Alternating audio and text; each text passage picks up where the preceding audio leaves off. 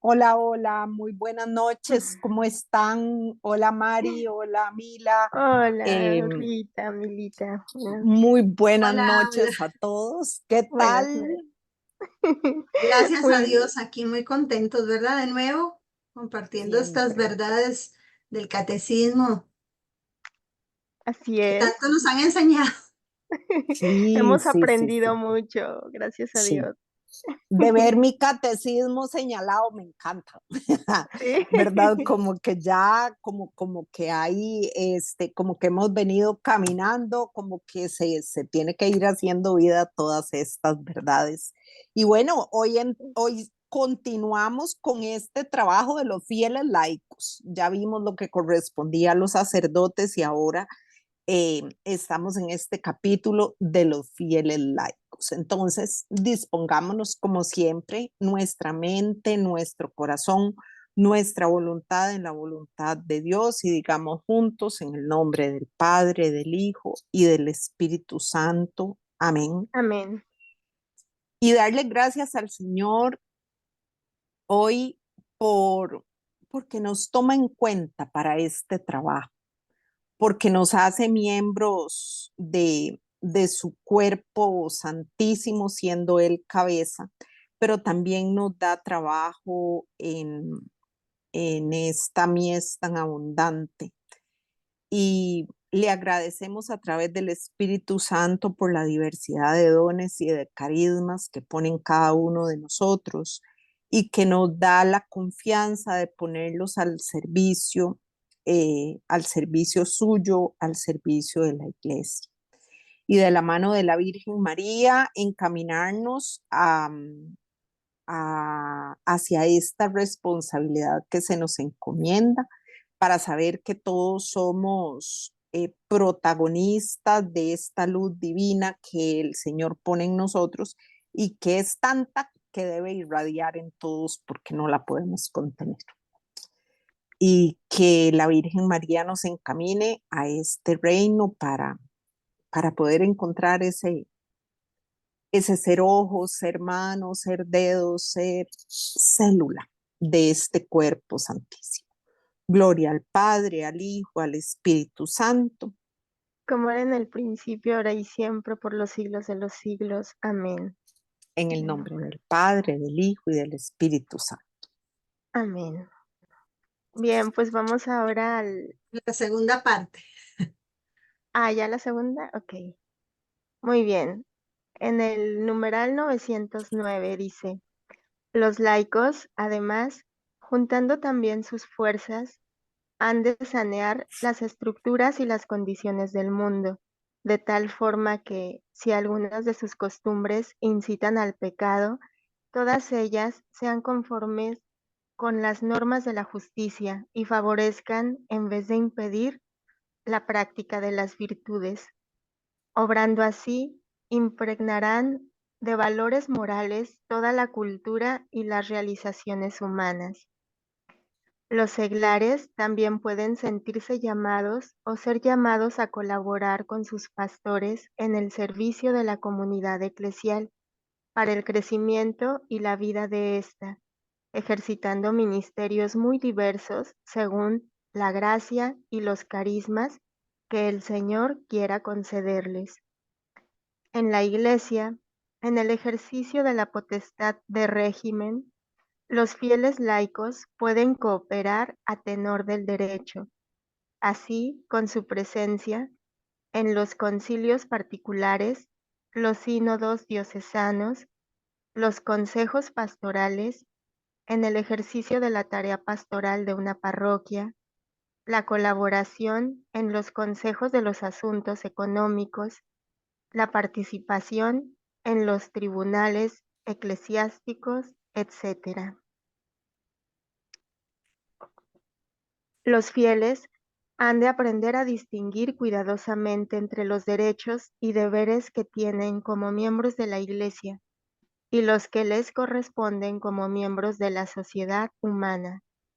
Deben esforzarse en integrarlos en buena armonía, recordando que en cualquier cuestión temporal han de guiarse por la conciencia cristiana. En efecto, Ninguna actividad humana, ni siquiera en los asuntos temporales, puede sustraerse a la soberanía de Dios. Así, todo laico, por el simple hecho de haber recibido sus dones, es a la vez testigo e instrumento vivo de la misión de la Iglesia misma, según la medida del don de Cristo. No, este Es capítulo mucha la está muy importante, participación. Ajá. muy importante porque nos ubica.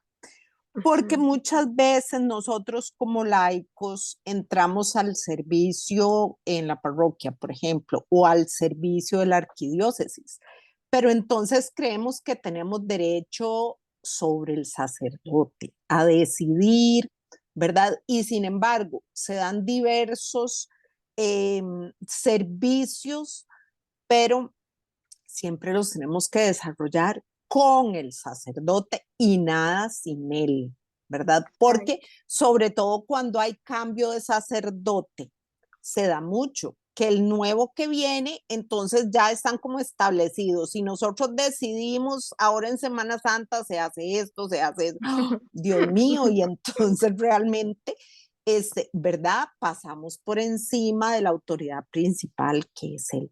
Entonces, qué bonito cómo en todo podemos servir, pero un servicio siempre de la mano de Dios, ¿verdad? Con humildad, con agradecimiento que nos tomen en cuenta, no llegando a imponer. exacto. Sin apropiarse Claro, del cargo o de la claro. parroquia. Como lo Muy dice bien. el último, el 913. Ajá. Así todo laico, por el simple hecho de haber recibido sus dones, es a la vez un testigo e instrumento vivo de la misión de la iglesia misma, según la medida del don de Cristo. Esto me encantó. Exacto. Maravilloso. Y es Ay, un deber también, ¿verdad? Porque muchas veces el sacerdote dice, necesito catequistas, necesito.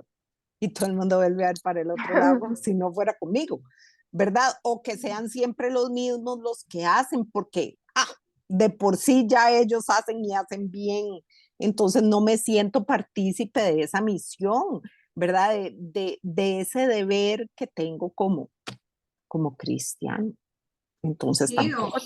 o a también veces yo... muchas. Sí. Di adelante, María. No, Milita, adelante. Yo ahorita comento. Que a Adelante. mí me preocupa porque una vez yo escuchaba que personas decían, no, ya uno en divina voluntad, dejémoslo a los demás, a los que vienen en la redención. Y yo decía, ¿será que los de divina voluntad no son miembros del cuerpo místico de Cristo?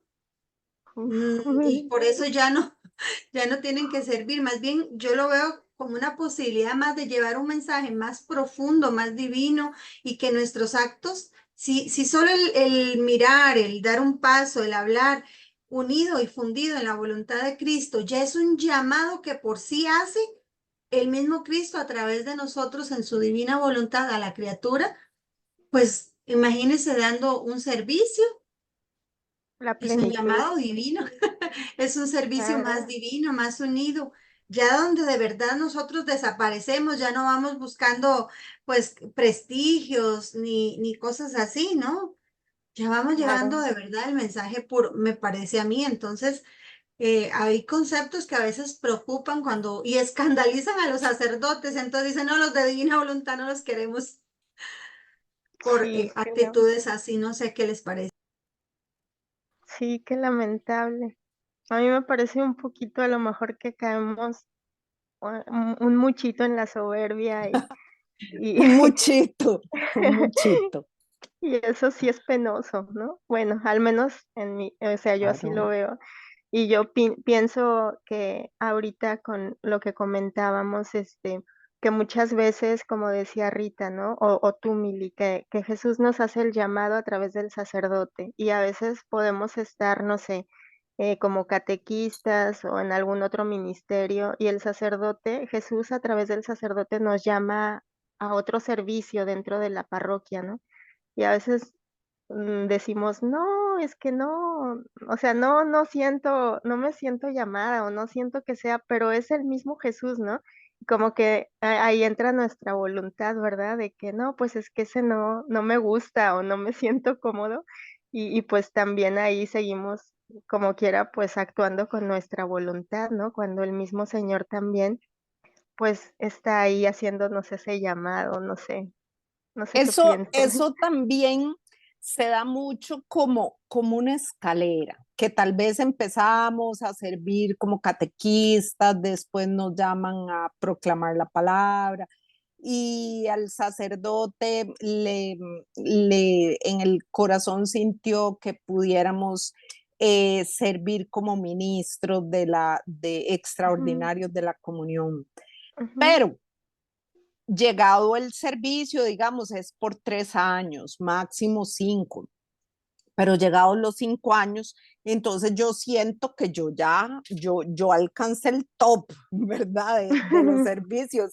Y entonces el problema es cuando vienen ministros nuevos o entonces, no, pero yo soy la que manejo esto y yo soy, y ni qué decir si el sacerdote me dice, no, muchas gracias, ahora ya se venció su servicio, ahora vienen otros. Y yo me siento como descorazonada, como degradada, ¿cómo que yo voy a volver otra vez a la catequesis? Ahora me voy de esta iglesia y me voy a otra, ¿verdad? Es muy humano, pero entonces por eso tenemos que estar tan sensibles a que es Jesús el que nos está llamando siempre a servir en diferentes ministerios en su iglesia de la que formamos parte, pero es como parte de ese enriquecimiento para el alma también, de llevar esa luz de Jesús, así sea a barrer en el turno, a cocinar, a claro, lo que sea que nos pidan, ¿verdad? Pero que tengamos esa disposición siempre alegre y feliz de que siempre estamos sirviendo al Señor. Claro, llevándolo en su presencia real a un enfermo es muy sublime, pero eso no quiere decir que si a mí me piden cocinar, ¿verdad? Que yo no sienta que eso me degradó. que ya no, exacto, Ujú. así es. Bueno, tenemos la vida consagrada, pasamos ahora. En el numeral 914, el estado de vida que consiste en la profesión de los consejos evangélicos, aunque no pertenezca a la estructura de la Iglesia, permanece, sin embargo, sin discusión a su vida y a su santidad. Consejos evangélicos, vida consagrada. Los consejos evangélicos están propuestos en su multiplicidad a todos los discípulos de Cristo, la perfección de la caridad a la cual son llamados todos los fieles implica, para quienes asumen libremente el llamamiento de la vida consagrada, la obligación de practicar la castidad en el celibato por el reino, la pobreza y la obediencia.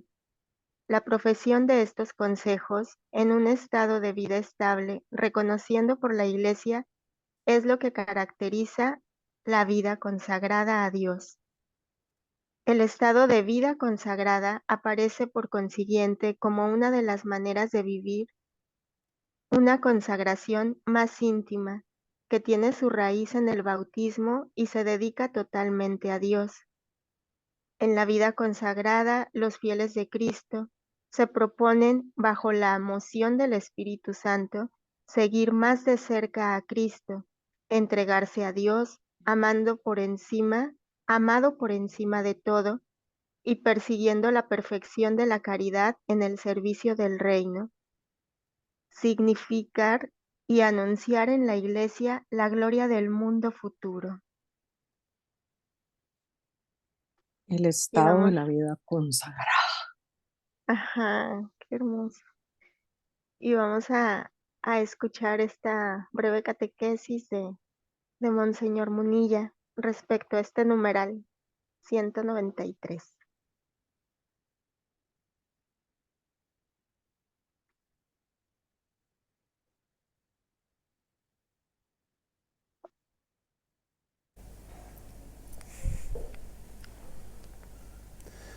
Número 193 del Compendio del Catecismo.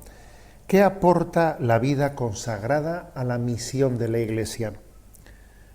La vida consagrada participa en la misión de la Iglesia mediante una plena entrega a Cristo y a los hermanos, dando testimonio de la esperanza del reino de los cielos. Como veis, pues una explicación muy breve, muy escueta. Después de haber explicado en el número anterior qué es la vida consagrada, ahora dice, bueno, ¿qué aporta la vida consagrada? Con mucha frecuencia solemos nosotros tener esta mentalidad practicista. Bueno, ¿y las personas consagradas qué hacen? Sobre todo es muy frecuente, ¿no?, escuchar en este contexto de mentalidad secularizada. ¿Y qué hacen las monjas de clausura, por ejemplo? ¿En qué se ocupan? Parece que no hacen nada. O incluso si hacen, nos interesa saber a qué se dedican, en qué se ocupan, ¿no? Es importante saber que la misión que tiene la vida consagrada no está meramente, antes de referirse al hacer, está referida al ser. Recuerdo haber escuchado esto a Madre Teresa de Calcuta en una charla que dirigía a sus novicias, y les decía que lo principal de la vocación no es a qué cosas hacemos, sino lo que somos. La vocación es ser de Cristo. Y es verdad que ese ser de Cristo luego se puede desarrollar pues, con actividades muy diferentes. De hecho, las almas consagradas tienen actividades muy diferentes en el cuerpo místico de la Iglesia.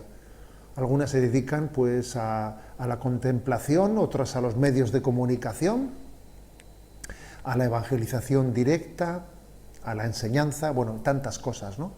Pero, repito, lo esencial, en la vida consagrada y en la vida de un cristiano, obviamente, es el ser antes que el hacer. La vida consagrada nos está recordando a todos nosotros que somos de Dios, somos de Jesucristo, nuestro corazón tiene dueño. Esa es la esencia de la vida consagrada. Es un recordatorio de que todos los que somos bautizados tenemos a Dios como Padre, y nuestro corazón está centrado en esa filiación divina.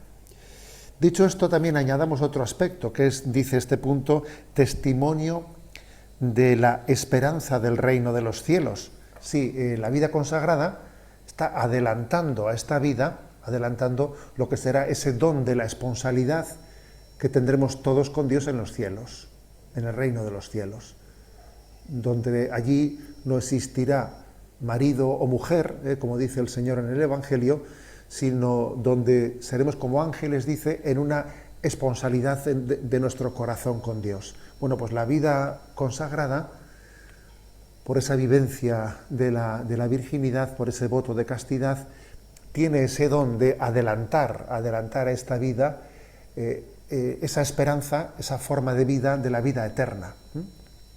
Hay un texto que está en la primera carta a los Corintios, el capítulo 7, versículos de 25 en adelante. En ese contexto San Pablo está diciendo, bueno, obviamente el celibato es un don de Dios, el celibato no se le puede imponer a nadie, es un don de Dios. Pero siendo eso así, él lo recomienda como un don de Dios, y explica un poco en ese texto uno de los significados importantes que tiene esa vida del celibato, ¿no? o esos votos o esos compromisos del consagrado. Dice, queda como solución que el que tiene mujer viva como si no la tuviera, los que lloran como si no lloraran, los que están alegres como si no se alegraran, los que compran como si no poseyeran, los que negocian en este mundo como si no disfrutaran de él, porque la representación de este mundo se termina. Es decir, son una serie de expresiones dichas por San Pablo, ¿no?, después de recomendar el celibato, en las que él recuerda que la vida consagrada nos está subrayando la plena libertad, la importancia de que nuestro corazón sea plenamente libre de ataduras.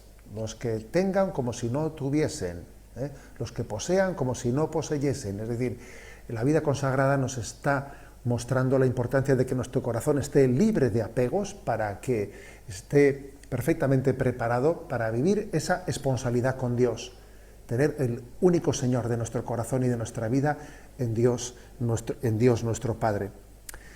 Y por supuesto, la vocación consagrada es un estímulo de santidad, ¿eh? Todas las vocaciones estamos llamados a la santidad, en todas ellas. Y, y es curioso porque la santidad de un matrimonio es un estímulo para los consagrados, para su santidad, y la santidad de los consagrados es un estímulo para los matrimonios. Cada vocación, cuando se vive en intensidad, cuando se vive en plenitud, acaba siendo un estímulo para las demás. Porque mientras que pues uno cuando mira con criterios mundanos las distintas vocaciones suele subrayar lo que les diferencia, sin embargo cuando mira y contempla desde la perspectiva de Dios las distintas vocaciones, más bien se suele fijar, se suele centrar en aquello que les une, que es la donación de la vida, que es el realizar el proyecto de santidad, cada uno donde Dios nos haya plantado, ¿no?, en las distintas circunstancias de la vida. Por eso, bendita vida consagrada, que es para nosotros un recordatorio de que la llamada principal que hemos recibido en esta vida es una llamada a la santidad.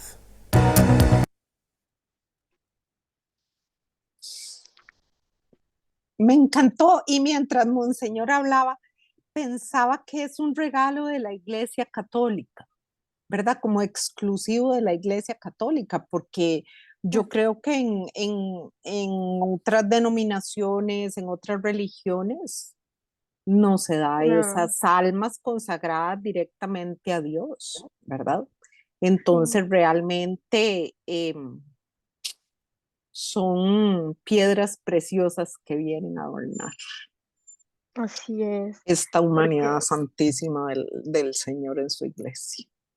sí, qué hermosura. Sí, porque los ortodoxos, ellos sí, los sacerdotes sí se casan, ¿no? Tienen su familia y como dices tú, esto sí es único, es un privilegio.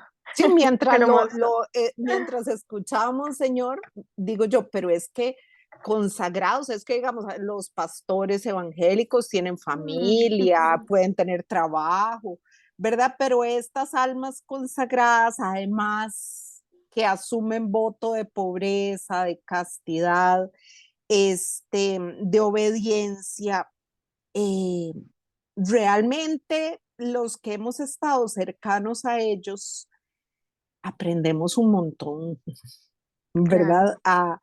A realmente el poner la confianza en Dios, de que si yo vivo para Él es mi papá, Él es mi esposo, Él me sostendrá aún en las situaciones humanas precarias, ¿verdad? Que al mundo pueden parecer como graves, y el Señor saca la tarea de modo perfecto, ¿verdad? Entonces, realmente es un privilegio para nuestra iglesia contar con esas almas que, como decía Monseñor, ¿qué hacen las monjas de claustro, verdad? ¿Qué hacen? Que Sí. parecen que no hacen nada, pero ellas Mm. sostienen al mundo.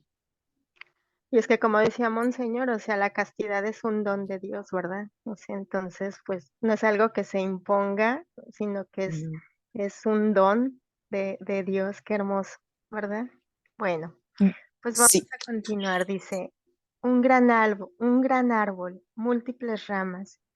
En el punto 917 dice, el resultado ha sido una especie de árbol en el campo de Dios, maravilloso y lleno de ramas, a partir de una semilla puesta por Dios.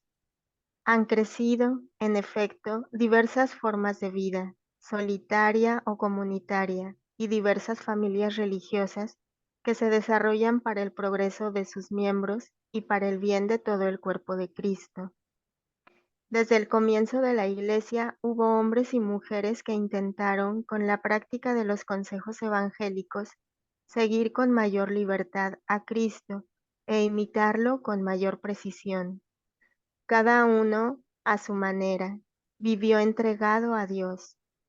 Muchos, por inspiración del Espíritu Santo, vivieron en la sociedad o fundaron familias religiosas que la Iglesia reconoció y aprobó gustosa con su autoridad. Los obispos se esforzarán siempre en discernir los nuevos dones de vida consagrada confiados por el Espíritu Santo a su Iglesia. La aprobación de nuevas formas de vida consagrada está reservada a la sede apostólica. Aquí en Costa Rica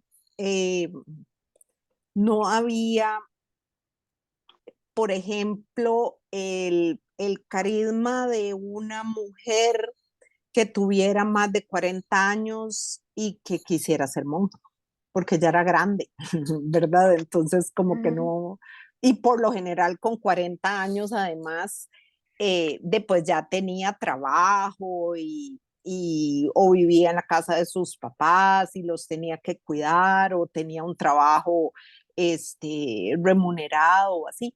Y vieras que a mí me correspondió, el Señor me dio la gracia de poder cuidar a una adulta mayor que como a sus 60 años ajá. trajo aquí al país la Orden de las Vírgenes Consagradas, Ay, qué que bonito. era una orden que se había fundado para dar como ese carisma a las señoras que asistían, digamos, en los quehaceres de la casa al sacerdote, para que Ah, no fuera una mujer cualquiera, sino que mm, fuera una mujer consagrada que pudiera consagrada. asistirlo y que no diera de qué hablar, pero que pudieran trabajar, que pudieran catequizar, que sirvieran en la parroquia.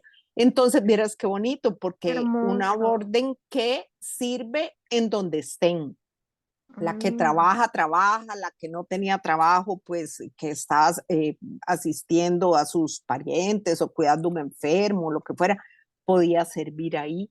Entonces, ahora lo que decían estos numerales, ¿verdad? Que realmente la iglesia siempre tiene que estar viendo hacia dónde hay como un nicho, como un huequito, ¿verdad? Para ofrecer una nueva ¿dónde queda? un nuevo carisma, un nuevo orden que viene a adornar la iglesia.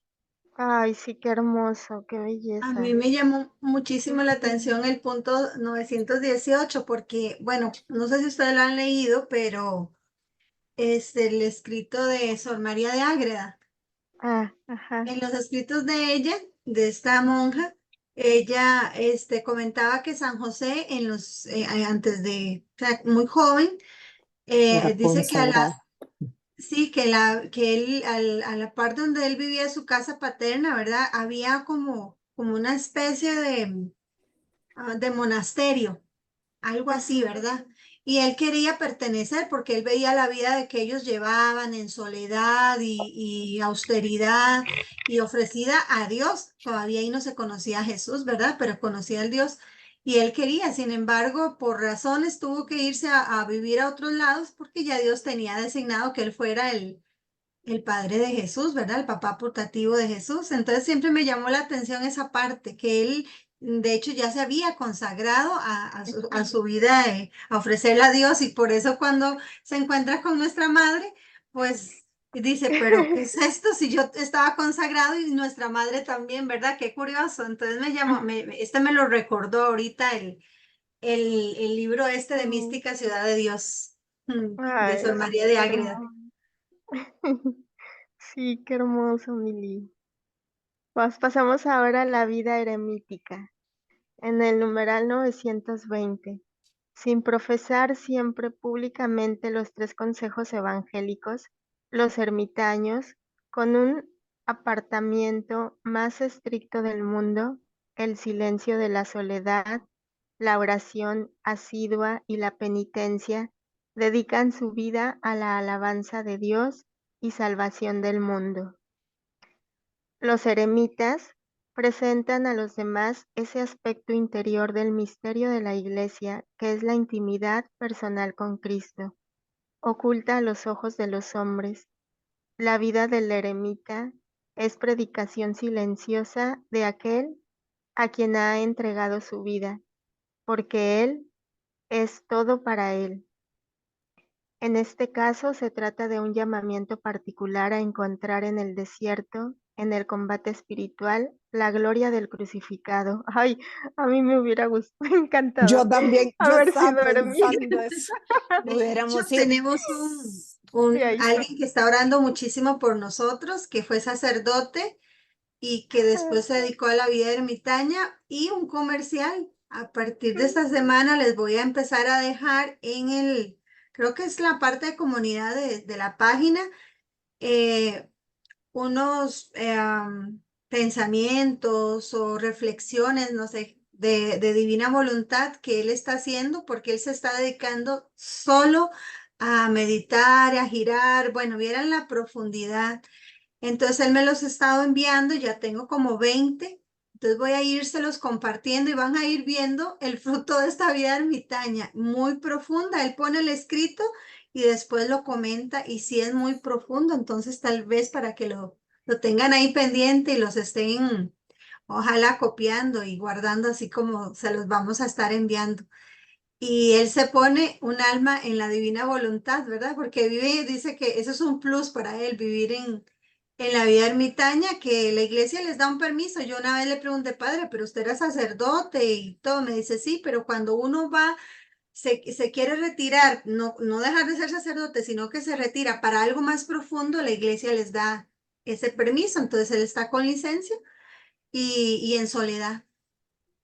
Ay, qué Solo se hermosura. escapa de vez en cuando para comunicarse algo muy, muy rápido y enviar así cositas como esta que nos envía y algunas cositas, pero vive directamente pues él con Dios. Y sí, sí es un plus de verdad, como dijo María, yo quiero, Claro que Y sí. pero es, no. y es algo como que a lo que el alma que conoce divina voluntad debe tender, ¿verdad? Por esa vida interior Mm, que Jesús va desarrollando con el alma, solo que pues nos corresponde estar en el mundo, ¿verdad? Porque todas tenemos una vida adquirida anteriormente, pero íntimamente con el Señor es a lo que debemos de tender siempre, ¿verdad? De estar en esa comunicación, en el silencio, en la oración asidua, en la penitencia, en esa intimidad personal con Cristo y esa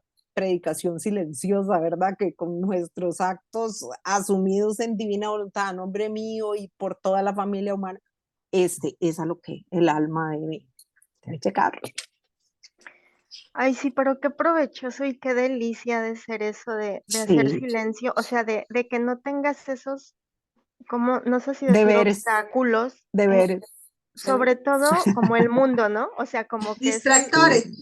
distractores, o sea, como que es un distractor visual, un distractor auditivo, un distractor y que a veces, bueno, al menos en mi caso, o sea, yo digo, ay, quiero hacer silencio de todo, o sea, como meterme así como en el caparazón para poder de verdad, o sea, degustar todo, esa intimidad, esa sí. vida interior.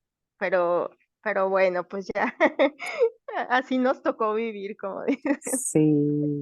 Así Yo es que pues siento que Jesús dice, pasa, pasa, como le decía Luis en los excesos, pasa al siguiente, o sea, y uno quiere quedarse aquí meditando, que el ermitaño sí lo logra, ¿verdad? Pero a nosotros mm, nos toca pasar rapidito. sí. Bueno, tenemos las vírgenes y las viudas consagradas. En el numeral 922 nos dice el catecismo, desde los tiempos apostólicos, vírgenes y viudas cristianas, llamadas por el Señor para consagrarse a Él enteramente, con una libertad mayor de corazón, de cuerpo y de espíritu, han tomado la decisión, aprobada por la Iglesia, de vivir en estado de virginidad o de castidad perpetua a causa del reino de los cielos, formando el propósito santo de seguir más cerca a Cristo.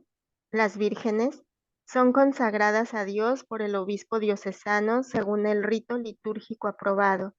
Celebran desposorios místicos con Jesucristo, Hijo de Dios, y se entregan al servicio de la Iglesia. Por medio por medio de este rito solemne, la Virgen es constituida en persona consagrada como signo trascendente del amor de la Iglesia hacia Cristo, imagen escatológica de esta esposa del cielo y de la vida futura. Oh. Así es. Semejante a otras formas de vida consagrada, el orden de las vírgenes sitúa a la mujer que vive en el mundo o a la monja en el ejercicio de la oración, de la penitencia, del servicio a los hermanos y del trabajo apostólico, según el estado y los carismas respectivos ofrecidos a cada una. Las vírgenes consagradas pueden asociarse para guardar su propósito con mayor fidelidad. Esas son las que yo Ujú, conozco. qué hermoso. La vida religiosa. Nacida en Oriente en los primeros siglos del cristianismo y vivida en los institutos canónicamente erigidos por la Iglesia, la vida religiosa se distingue de las otras formas de vida consagrada por el aspecto cultural, la profesión pública de los consejos evangélicos, la vida fraterna llevada en común y por el testimonio dado de la unión de Cristo y de la Iglesia. La vida religiosa nace del misterio de la Iglesia. Es un don que la Iglesia recibe de su Señor y que ofrece como un estado de vida estable al fiel, llamado por Dios a la profesión de los consejos. Así, la Iglesia puede a la vez manifestar a Cristo y reconocerse como esposa del Salvador. La vida religiosa está invitada a significar, bajo estas diversas formas, la caridad misma de Dios en el lenguaje de nuestro tiempo. Todos los religiosos, exentos o no, se encuentran entre los colaboradores del obispo diocesano en su misión pastoral. La implantación y la expansión misionera de la Iglesia requieren la presencia de la vida religiosa en todas sus formas, desde el periodo de implantación de la Iglesia. La historia da testimonio de los grandes méritos de las familias religiosas en la propagación de la fe y en la formación de las nuevas iglesias, desde las antiguas instituciones monásticas, las órdenes medievales y hasta las congregaciones modernas. Los Qué institutos riqueza, qué riqueza, qué sí, sí, sí. riqueza. Los institutos seculares. Un instituto secular es un instituto de vida consagrada en el cual los fieles viviendo en el mundo aspiran a la perfección de la caridad y se dedican a procurar la santificación del mundo, sobre todo desde dentro de él. Por medio de una vida perfectamente y enteramente consagrada a esta santificación, los miembros de estos institutos participan en la tarea de evangelización de la Iglesia, en el mundo y desde el mundo mismo, donde su presencia obra a la manera de un fermento. Qué bello. Su testimonio de vida cristiana mira a ordenar según Dios las realidades temporales y a penetrar el mundo con la fuerza del Evangelio. Mediante vínculos sagrados, asumen los consejos evangélicos y observan entre sí la comunión y la fraternidad propias de su modo de vida secular. Son, digamos que son todos los que están así en este estilo de vida, en esta vocación, los que sostienen la iglesia, ¿no? Como dice Mm. el cardenal Robert Sara. Pero, sin embargo, pregunto, estos institutos seculares es que entran a formarse como más seriamente, ¿verdad? En la fe. Ujú. Por Sí, con un ejemplo, mayor compromiso, ¿no? sí, como Escrivá de Balaguer o así, que yo creo que Ujú, sí tiene como instituto de seglares, las Carmelitas Descalzas también creo ujú. que tienen este instituto seglar. secular. Entonces, Ujú. que es que lo que me encanta es que para todo hay. O sea, yo no puedo Sí, decir que yo no es una encuentro, ay, no, diversidad. es que no hay dónde formarme, que no, que para todos hay. Esa es la belleza. Lo que debo hacer es ese silencio interior para ver hacia dónde el Señor está Ujú, qué empujando al amable. espíritu, ¿verdad? Para poder ir a formar parte de esta iglesia, pero con mayor compromiso. Sí, estos como Claro. que son con los que profesan la pobreza, la castidad y la obediencia. Hacen Ajá. estos tres votos y todos si tienen una vida más Comprometida. consagrada. Ujú. Ujú. Sí, qué hermoso. Bueno, las sociedades de vida apostólica.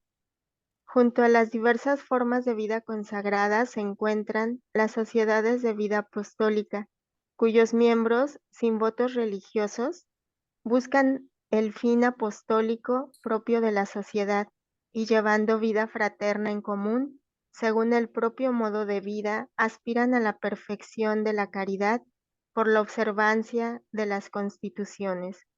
Entre estas existen sociedades cuyos miembros abrazan los consejos evangélicos mediante un vínculo determinado por las constituciones. Sí, de cada instituto depende. Ujú. Consagración y misión. Anunciar al Rey que viene. En el numeral 931. Aquel que por el bautismo fue consagrado a Dios, entregándose a Él como al sumamente amado, se consagra de esta manera aún más íntimamente al servicio divino y se entrega al bien de la Iglesia. Mediante el estado de consagración a Dios, la Iglesia manifiesta a Cristo y muestra cómo el Espíritu Santo obra en ella de modo admirable. Por tanto, los que profesan los consejos evangélicos tienen como primera misión vivir su consagración, pero ya que por su misma consagración se dedican al servicio de la Iglesia, están obligados a contribuir de modo especial a la tarea misionera, según el modo propio de su instituto. En la Iglesia, que es como el sacramento, es decir, el signo y el instrumento de la vida de Dios, la vida consagrada aparece como un signo particular del misterio de la redención. Seguir e imitar a Cristo desde más cerca, manifestar más claramente su anonadamiento, es encontrarse más profundamente presente en el corazón de Cristo, con sus contemporáneos, porque los que siguen este camino más estrecho estimulan con su ejemplo a sus hermanos, les dan este testimonio admirable de que sin el espíritu de las bienaventuranzas no se puede transformar este mundo y ofrecerlo a Dios. ¡Ay, qué belleza! Mm, Ujú. Dice, sea público este testimonio como en el estado religioso, o más discreto, o incluso secreto. La venida de Cristo es siempre para todos, para todos los consagrados el origen y la meta de su vida. El pueblo de Dios, en efecto, no tiene aquí una ciudad permanente, sino que busca la futura. Por eso el estado religioso manifiesta también mucho mejor a todos los creyentes los bienes del cielo, ya presentes en este mundo. También da testimonio de la vida nueva y eterna adquirida por la redención de Cristo y anuncia ya la resurrección futura y la gloria del reino de los cielos. Mm. Y tenemos aquí, vamos a escuchar a Jesús en el volumen 7, título 44, septiembre 16 de 1906. La pura y simple verdad es el imán más poderoso para atraer los corazones. Hija mía, la verdadera, pura y simple verdad es el imán más potente para atraer los corazones, y disponerlos a afrontar cualquier sacrificio por amor de la verdad y de las personas que revelan esta verdad. ¿Quién ha dispuesto a los mártires a dar su sangre? La verdad. ¿Quién ha dado la fuerza para mantener la vida pura, honrada, a tantos santos en medio de tantas batallas? La verdad, y la pura verdad, siempre desinteresada. Ah, hija mía, cómo es difícil encontrar quien manifieste esta pura verdad, aun entre el clero, religiosos, y entre las almas devotas. En su hablar y obrar se oculta siempre dentro alguna cosa de humano, de interés o de otras cosas, y la verdad es manifestada como cubierta o velada. Así que la persona que la escucha no es tocada por la pura verdad, sino por el interés o por cualquier otro fin humano en el cual ha sido envuelta la verdad, y esa persona no recibe la gracia y los influjos que contiene la verdad. He aquí el porqué de tantos sacramentos, confesiones despreciadas, profanados y sin fruto. Si bien yo no dejo de darles luz, pero no me escuchan porque piensan para ellos que si dijeran la pura verdad, perderían su prestigio, la benevolencia, y la naturaleza no encontraría más satisfacciones, e irían en detrimento sus intereses. Pero, oh, cómo se engañan, porque quien todo deja por amor de la verdad, sobreabundará de todo más abundantemente que los demás. Por eso, por cuanto puedas, no dejes de manifestar esta pura y simple verdad, pero se entiende que estando siempre en obediencia a quien te dirige. Mm, Y ahora que está tan tergiversada, que Es hay lo que una te iba a verdad decir. Y cómoda ahorita, ajá, dependiendo de lo que a mí me sirva, así acomodamos, acomodamos ¿verdad? el evangelio y todo. Pero el Señor es radical, espada de doble filo y Así es. Por eso esa lecturita así como para el final, en donde Jesús nos tenga, sea sacerdotes, religiosas, consagradas, instituciones, catequistas aquí en nuestra familia, actuar y vivir en la verdad, Ujú, ¿verdad? ujú, ujú. La verdad. Bueno, tenemos el resumen. En el numeral 934, por institución de vida entre los fieles, hay en la Iglesia ministros sagrados, que en el derecho se denominan clérigos, los demás se llaman laicos. Hay, por otra parte, fieles que perteneciendo a uno de ambos grupos, por la profesión de los consejos evangélicos, se consagran a Dios y sirven así a la misión de la Iglesia. Para anunciar su fe y para implantar su reino, Cristo envía a sus apóstoles y a sus sucesores. Él les da parte en su misión. De Él reciben el poder de obrar en su nombre. En el numeral 936 vimos: el Señor hizo de San Pedro el fundamento visible de su iglesia, le dio las llaves de ella. El obispo de la Iglesia de Roma, sucesor de San Pedro, es la cabeza del Colegio de los Obispos, vicario de Cristo y pastor de la Iglesia universal en la tierra. Punto 937. El Papa goza por institución divina de una potestad suprema, plena, inmediata y universal para cuidar las almas. Punto 938. Los obispos, instituidos por el Espíritu Santo, suceden a los apóstoles. Cada uno de los obispos, por su parte, es el principio y fundamento visible de unidad en sus iglesias particulares. 939. Los obispos, ayudados por los presbíteros, sus colaboradores y por los diáconos, los obispos tienen la misión de enseñar auténticamente la fe, de celebrar el culto divino, sobre todo la Eucaristía, y de dirigir su iglesia como verdaderos pastores. A su misión pertenece también el cuidado de todas las iglesias con y bajo el Papa. 940. Siendo propio del estado de los laicos vivir en medio del mundo y de los negocios temporales, Dios les llama a que, movidos por el espíritu cristiano, ejerzan su apostolado en el mundo a manera de fermento. 941. Los laicos participan en el sacerdocio de Cristo, cada vez más unidos a Él, despliegan la gracia del bautismo y la de la confirmación a través de todas las dimensiones de la vida personal, familiar, social y eclesial, y realizan así el llamamiento a la santidad dirigido a todos los bautizados. 942. Gracias a su misión profética, los laicos están llamados a ser testigos de Cristo en todas las cosas, también en el interior de la sociedad humana. 943.